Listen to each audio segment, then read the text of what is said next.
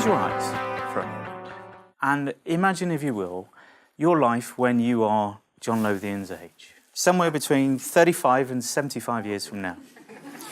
And try and picture what you want your life to look like. Now, my theory is that above all else, hopefully you have an image of yourself there and there is a smile on your face. So what I'm going to be talking to you about for the next 10 minutes is happiness. So happiness, what is happiness?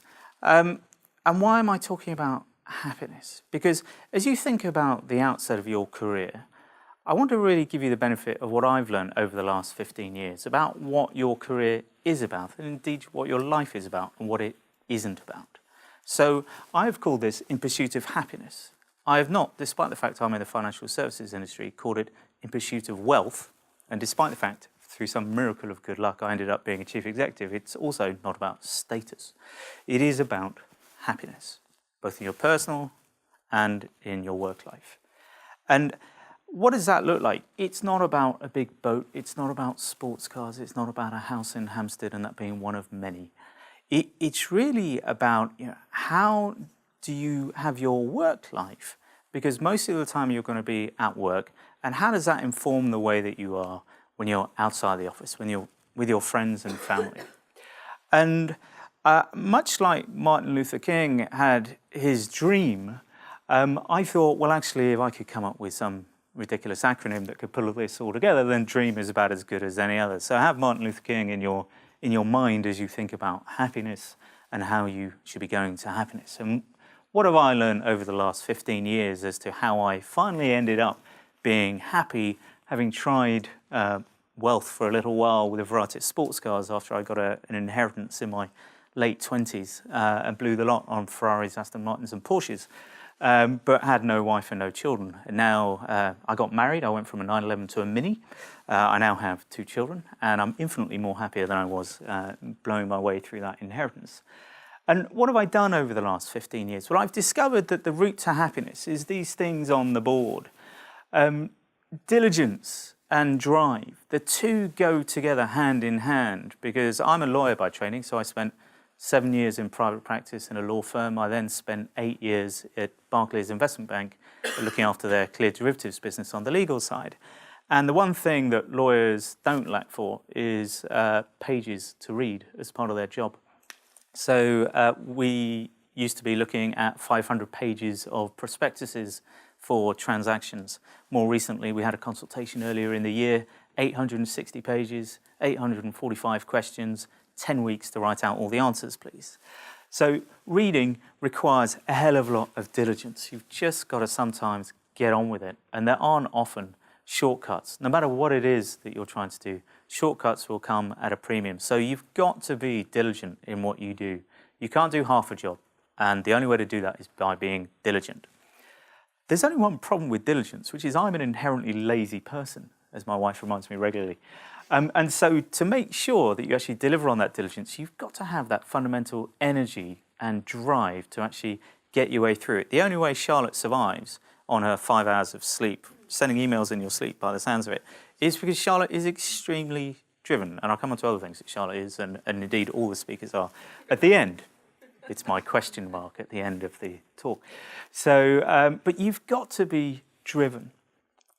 The next bit is relationships. So I spend, as a chief executive of a trade association, all day, every day, talking to people. I have a LinkedIn account. I have, at last count, about 1,169 people that I'm connected to on LinkedIn. And genuinely, I know about 1,100 of them well enough for either of us to stop one another in the street and say hello and catch up. Life is about relationships.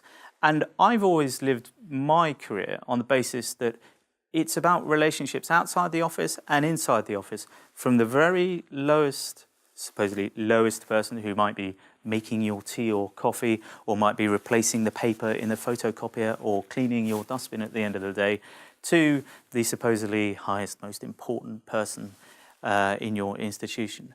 And that's really important, not just because it's just common decency to treat people the way you would hope they would want to be treated, but also because you could find your career rapidly comes off the rails if you don't treat people with respect and nurture the relationships that you build through a career. I'm reminded of my previous life at Barclays, where I got my break in this business in 2007 when one of my colleagues said to me, "Simon, I'm doing so many different things.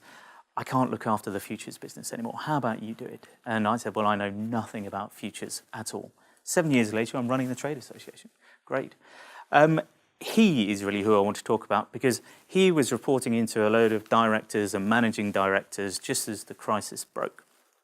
2 years later, every single person who was above him was reporting into him because he was incredibly useful and really got his head around what was happening in markets and that regulatory change. He now reports directly into the global board at Barclays. He's 41 years old. He's a real mentor to me, which is at the end, and a real figurehead for me as to how you should go about doing your business. But partly it is about really focusing on relationships. They're a key part. Recruitment is another thing. As Charlotte was saying, you hire people often one at a time, and your business can live or die by the quality of your recruitment. And it's really about asking yourself, what does this one individual really add to my business? And hopefully it's all of those things. Because if it is, then your business will really develop in the way that you hope it will. Education is another area that you can't fall short on. I spend a lot of time now educating people in the industry, educating politicians or legislators as to the new regulation that's coming out, the potential consequences of people's actions. So we'll say, yes, you can write a regulation in this way. It might have the following impact. It's up to you to make a decision one way or the other. But at least be aware this is the consequence if you make the wrong choice or the choice we think you shouldn't make. So your career, you've got to think about career-long learning. You're constantly going to be involved in a time of change, no matter what industry you're in or what aspect of the industry you're in. Life is constantly evolving. Innovation will drive change, whether that be regulatory change or product change. So always get used to the idea, every single day you're learning something new. I was talking to someone about ethics the other day, and they said they did a postgraduate course on ethics, and they did it for a year. And the lecturer said, well, you know, I'm terribly sorry, this is the first lecture, and you've kind of wasted your money by signing up to this for a whole year, because I'm going to tell you everything you need to know in the next 10 seconds. You know the difference between right and wrong. You don't need a course for a year to tell you the difference between right and wrong. And if you just actually fundamentally adhere to that right or wrong value, that in your heart you know whether you're doing is a good thing or a bad thing, you're 98% of the way there on the ethics front. Clearly the industry we're in has had its failings on the ethics front over the years. The disappointing part, and this goes to what Steve was saying earlier, is every industry has its failings in ethics. And unfortunately what we've seen is how critical ethics are and how critical it is that every single individual in that industry abides by that fundamental premise of right and wrong. Because it takes 50, 100 people in an industry that employs millions to destroy that industry because of simple breaches of that fundamental rule of don't be evil. Adjustment goes along with education. Your career is going to evolve constantly. I was not at the same dinner parties as Steve when confessing what I did for a living. But back in 2008, it roughly went like this. I'm a solicitor. That's bad. I work for an investment bank. That's really bad. There's a special level of hell for me. And I specialised in the area of derivatives that caused the financial crisis, being cash CDOs. I've got, Dante had 7 levels. I'm somewhere in level 28 of the basement at that point. So fortunately, I also had a number of other strings to my bow, among which was looking after futures legal coverage at Barclays. So always make sure that even if you are concentrated in a very narrow area, you're building those relationships, you're educating yourself outside of your very narrow area. You understand the bigger picture within your industry. So you're able to adapt at times of change. When the crisis happened, Barclays shut down that part of its business pretty much overnight. And fortunately, because I covered other things, it meant I was still employable by Barclays, and I was able to turn my skills to other things. Appreciation. This goes with relationships in particular. And what we were hearing from Saracens earlier is really how important it is to appreciate the work that your staff do and not to use the word I too often, mostly to use the words we, team, or preferably someone other than me, particularly when expressing gratitude for a job well done. It's very tempting to take the credit for things when things go well and to point the finger when they go less well. That isn't going to make you any friends. It's not going to help your longer term career. Can I interrupt the dream bit for work-life balance? So Charlotte and I both take our kids to school every once in a while. I can't emphasize work-life balance enough. What does that mean for me personally? No, we don't talk about those. They're rumoured, but not in existence. So you're a lovely man. Yeah. You've got better taste than that, John. This is actually really important because regardless of what people say about work, it's actually about this, right? This is what happiness looks like. This is really what your career should ultimately end up bringing to the table. Lovely turkey. I tend to get up at 6:30 in the morning. I've got 2 kids, 3-year-old and a 5-year-old, and get them up, do breakfast, and then say goodbye to the kids, go to work, come home. I usually leave the office at 6, fairly religiously, so I'm a little bit late. I then will go home, do bath time, bedtime with the kids, have dinner with my wife, watch an episode of 24. It's then normally 10 o'clock, and I've got 2 decisions. I can either go to bed 50% of the time, 3 decisions, watch another episode of 24, being as it is. The third one is just work till 2 in the morning. And it depends on any given day as to what decision I make. But I do strive really hard to get that balance right and take a view that there are 24 hours in the day, and it's up to me about how I use those within certain parameters to make sure I achieve that right balance between my wife, my kids, and all of you fine people in the industry. So, happiness at retirement at 50, it's a little late for a rugby player. It's a little early for the vast majority of you.